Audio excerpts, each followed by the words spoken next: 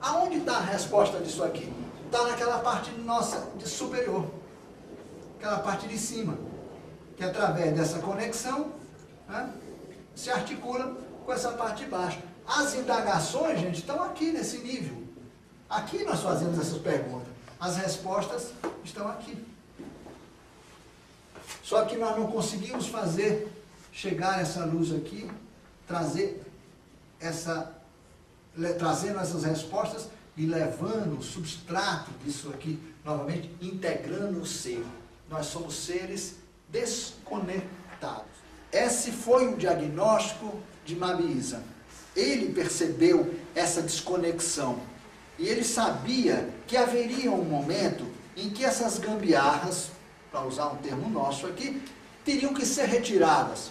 Porque todo o projeto de recuperação tinha um prazo.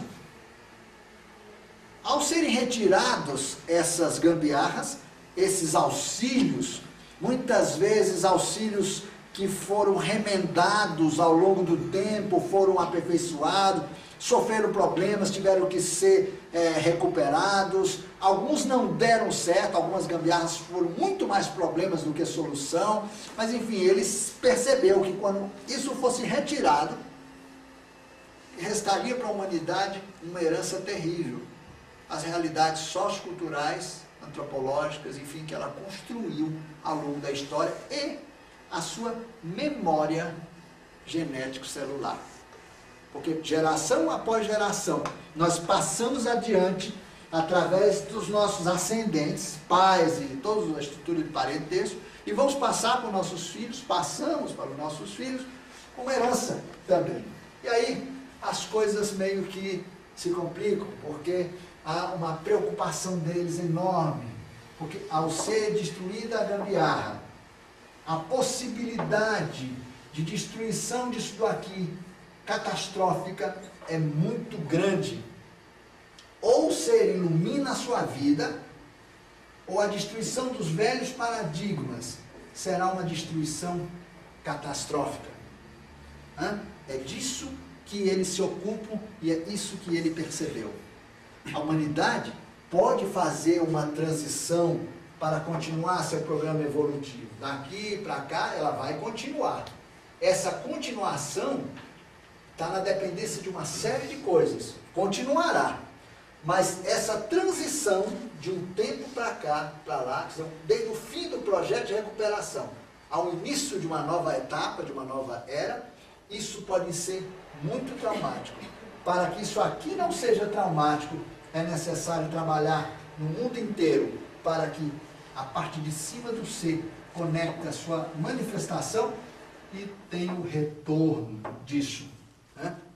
Agora, gente, nós vamos mostrar para vocês um diagrama de como é que nós funcionamos. Vocês vão ver que nós somos bem diferentes daquilo que normalmente as tradições religiosas ensinam. Esse diagrama aqui é resumo de uma coisa mais complicada, que eu tive ali a paciência de desenhar e que seria muito legal que vocês copiassem. Não deu tempo para tirar cópia, para passar para vocês, embora a gente possa depois passar isso. Eu quero, antes de mostrar, de fazer o desenho para vocês, esse texto que vocês receberam, eu conto um pouco desse introito que a gente fez aqui.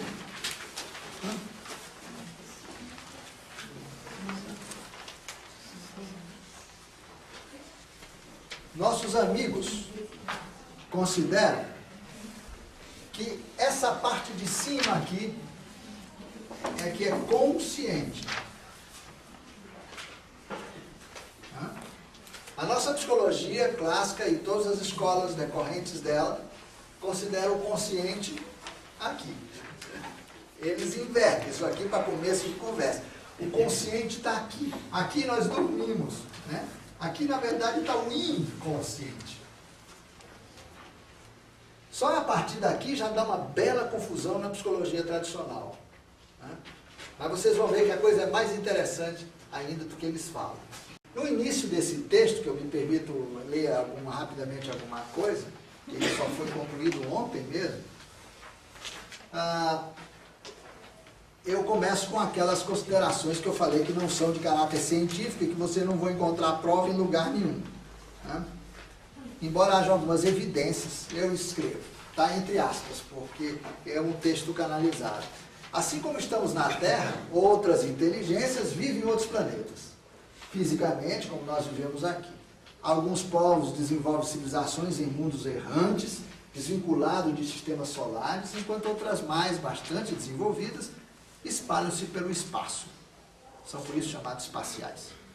Há outras ainda que se instalam nos subterrâneos planetários e até nas profundidades de mares e oceanos, em outros e distantes orbes. Todos eles são gente como nós somos, humanos.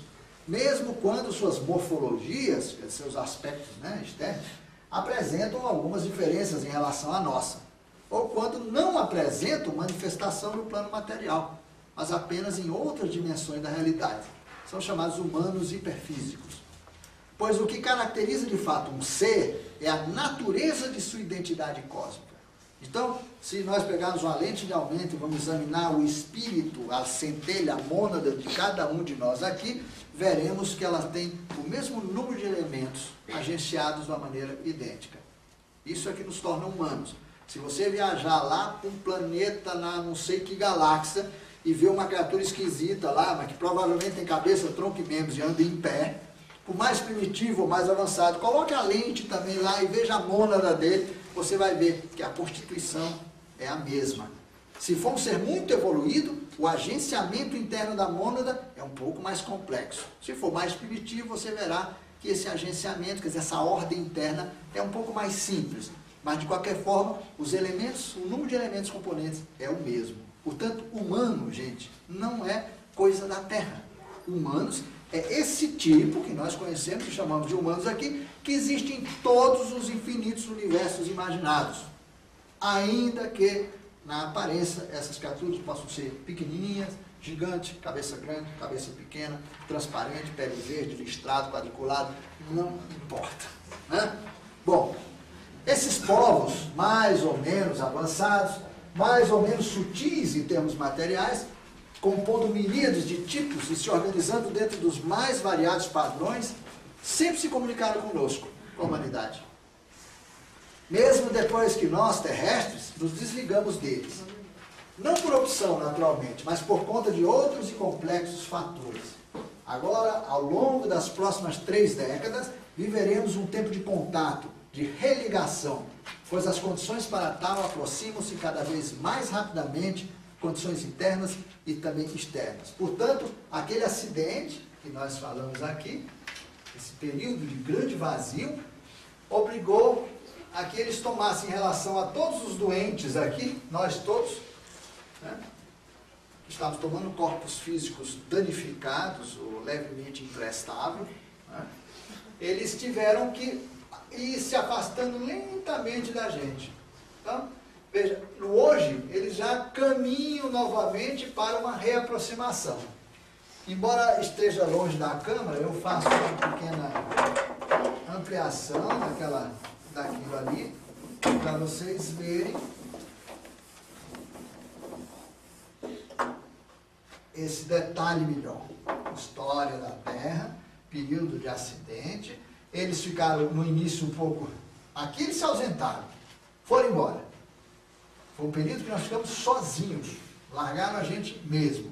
Voltaram aqui, ficaram próximos e depois se afastaram, foram na paralela, mais ou menos distante, agora estão se aproximando e vão se fundir. Vão novamente se encontrar conosco, no tete-a-tete. E ao longo desse tempo, eles, através das gambiarras, eles foram mantendo contato conosco. Por exemplo, uma das maneiras pelas quais tomaram contato conosco foi através dos fenômenos de comunicação ditos parapsicológicos, ou da sensitividade, da mediunidade. Né?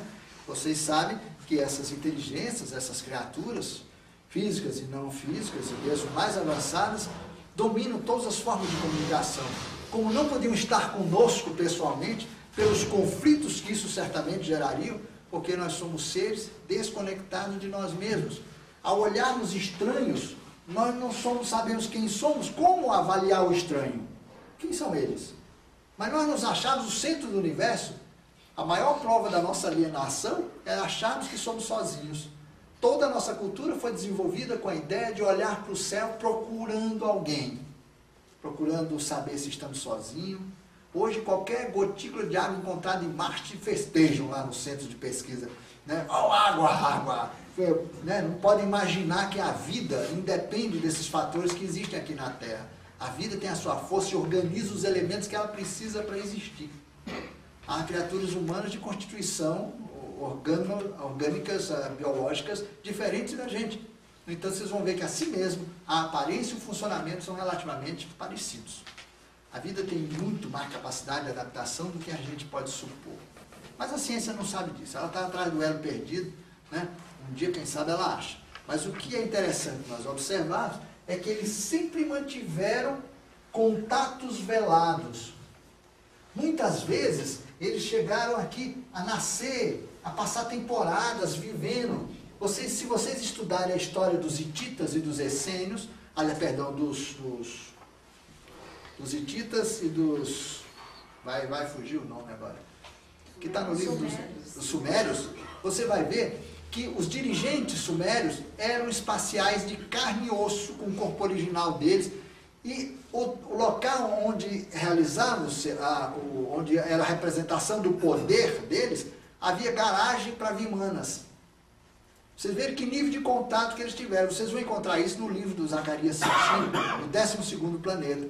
Ele mostra um desenho de uma arquitetura suméria, onde aparece do lado do local onde havia o trono do governante, havia a garagem do disco voador. Isso é o cúmulo, né? Mas a nossa ciência não pode admitir um negócio desse. Mas para você ver como naquele tempo já havia jeitinho brasileiro, tinha uma turminha ligada ao poder que passeava de vimana, mas o povão não, né? Eles sempre têm os privilegiados. O fato é que eles muitas vezes chegaram muito próximo, tentaram organizar colônias, e quando eles não contactavam vindo de alto, eles contactavam vindo de baixo. Porque montaram infraestruturas também nos mundos subterrâneos, sempre nos acompanhando, avaliando continuamente a evolução dos fatos. Com o tempo, começaram a desenvolver técnicas para nascer entre os humanos com corpos humanos terrestres. Porque eles falaram, meu Deus, qual é o problema? Não conseguimos ver isso com clareza. Aí eles saíam dos corpos dele, nasciam num corpo terrestre, para ver como é que a gente vê e sente o mundo e a realidade. O que é estar sujeito às pressões da cultura, das crenças, dos valores, e ao mesmo tempo tentar mudar. Aí eles compreenderam, mais do que nunca, as dificuldades que nós temos para realizar esse salto, essa transição, esse resgate, esse contato interno, porque eles experimentaram na carne a dificuldade que nós temos.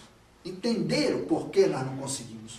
E aí passaram a montar estratégias diferenciadas em várias partes do mundo para conseguir realizar numa escala mais miúda essa ajuda. As ajudas globais não funcionavam legal. A tentativa de generalizar soluções não funcionava. Eles tiveram que pulverizar programas de ajuda. Cada um de um jeito, de uma forma, com uma intensidade e assim por diante. E eles estavam também num terceiro lugar, isto é, numa paralela hiperfísica, né? Servindo de gambiarra, isto é, sendo os nossos guias, mentores, instrutores, etc, etc, etc. Né? Portanto, veja, eles deram uma assistência tanto vindo do espaço, vindo de bases subterrâneas que eles montaram com essa finalidade específica e também vindo das dimensões paralelas de realidade para também nos acompanhar. Algumas dessas visitas deram em quê? Em religiões, né? Outras deram em escolas filosóficas, outras deram em escolas iniciáticas e de mistério, outras formaram seres especialíssimos na Terra, ligados ao conhecimento hermético, ao ocultismo, à magia, enfim, eram milhões de maneiras diferentes, distintas, de alguma forma preservar o conhecimento original da Terra e aos poucos fazer com que a humanidade fosse despertando por força do seu próprio esforço. Porque, gente, Isso é o mais importante da palestra de hoje. Prestem bem atenção. Mais do que os diagramas que vocês vão ver. Todo o esforço para chegar lá não é feito por extraterrestres. É feito pela gente mesmo. Só que nós não sabemos disso. Nós não volta a falar, nós não somos essa coisa aqui em cima, o elemento conector, 4 corpos aqui embaixo. Pois bem, isso aqui é o consciente. Isso aqui é o objeto, né, a ser libertado ou trabalhado, como vocês querem. Nós somos criaturas que nos reunimos aqui. Todo mundo se reuniu aqui em outra dimensão. Decidimos como ia ser o nosso dia, nosso programa de trabalho semanal, as nossas prioridades, tudo. Chegamos aqui, nossa, eu tenho que comprar uma pizza hoje, vence uma conta, é desse jeito. Nós esquecemos completamente os compromissos que nós acertamos e ao voltarmos para o corpo, caímos imediatamente na rotina da percepção sensória direta. Nós esquecemos o que nos determinamos fazer e realizar, os nossos verdadeiros propósitos, que foram perfeitos, lucidamente discutidos. Aí, dormimos o nosso corpo físico de novo, voltamos para nossas reuniões de avaliação. Resultado, nós caminhamos 0,0001% em média. Precisamos avaliar isso, precisamos mudar isso, que tal? Vamos derrubar 2 torres em Nova York, quem sabe aqui, então vamos mexer, né? Eu estou dizendo com muita clareza, os artífices da transformação somos nós mesmos, e nem disso sabemos. Essa é uma das descobertas mais interessantes, um dos ensinamentos mais interessantes na Bisa. Nós somos os responsáveis, não é no sentido de que nós dependemos da nossa força de vontade, a gente não ouve Deus, tinha que ouvir mais. Não é, gente. Nós temos que iluminar a nossa vida, trazer a consciência para cá, e é onde ela não está. Nós temos que encontrar por esforço, e a nossa luta é essa, porque nós somos seres avançados, sim, só que nós dispomos de um corpo, de toda uma estrutura de manifestação, que embora já tenha se corrigido os defeitos que ela sofreu, ela está com a programação viciada. Nós estamos, toda vez que ocupamos nossos corpos, todos os dias, e a cada vida, geração após geração, nós nos acabamos muito mais comprometidos com as estruturas que estão vigentes aqui, que por herança nós vamos levando, do que propriamente com os compromissos que nós acertamos. A gente que faz programações de vida inteira, gente, nasceu, dançou tudo. Dança a programação de vida inteira. Os nossos amigos do espaço dizem que os próprios extraterrestres que se organizaram para montar missões de apoio aqui, a cada 10, um sabe mais ou menos o que veio fazer. Não tem bem certeza, tem uma leve desconfiança. É desse jeito que as coisas são. Então eles montam equipes, fulano responsável por isso, fulano por isso, etc. Tal. Tudo bem? Ok, legal, vamos embora. Desce na matéria, não lembra mais nada. Isso por conta daquele corpo danificado. Exatamente.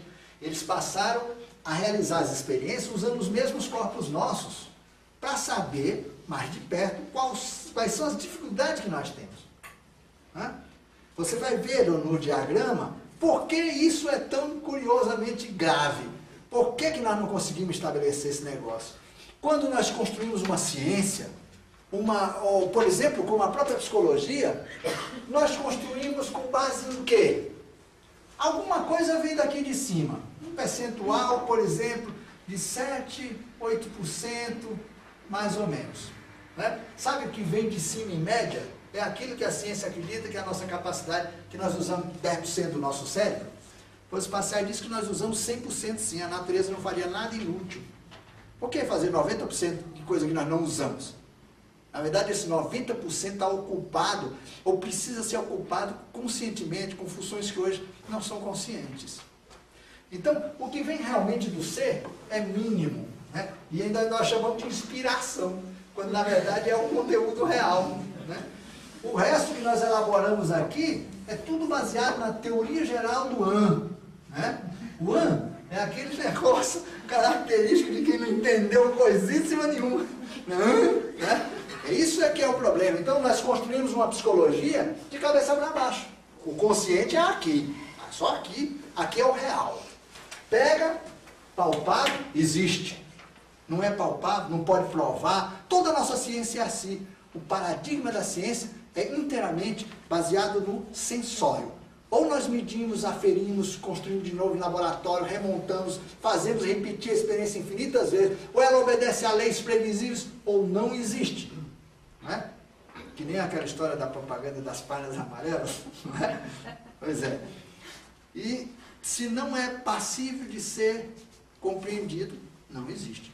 O próprio fenômeno UFO é uma contradição, porque se nós construímos uma ciência com base na capacidade de observação e mensuração de fenômeno, e ele não se deixa apanhar, ou apresenta comportamentos que contrariam as leis que nós achamos que são universais, o fenômeno UFO oficialmente não pode existir, mesmo que haja. Quer dizer, mesmo que aconteça, cientificamente ele não pode ser real, mesmo que seja. O radar discrimina o OVNI, mas não, isso cientificamente é impossível. Agora pega o avião e vai atrás dele, porque nós queremos derrubar esse troço. Né? Nós vivemos esse conflito porque todo o nosso entendimento de realidade é pautado num universo de paradigmas equivocados, furadíssimos. Vemos o cosmo inteiro de uma perspectiva errada. Portanto, o conjunto das questões com as quais nos debatemos, os nossos ditos problemas e, em consequência, as doenças que temos, seja de que tipo for, físicas ou não, etc., todos os fatos, fenômenos, acontecimentos, por mais aparentemente mais ingênuos e inocentes que sejam, tudo eles são em decorrência desse universo de coisas que estão se auto ou retroalimentando continuamente. Nós estamos numa espécie de um labirinto, onde acabamos de chegar sempre no mesmo lugar, e não é o centro da coisa. E com ainda a audácia de achar que nós somos as únicas inteligências do cosmos, que deixa Deus numa situação bastante difícil, né? Porque se a obra-prima dele é o que tem aqui, ele realmente podia ser desligado legal, né? Porque não vale a pena uma divindade dessa. Né?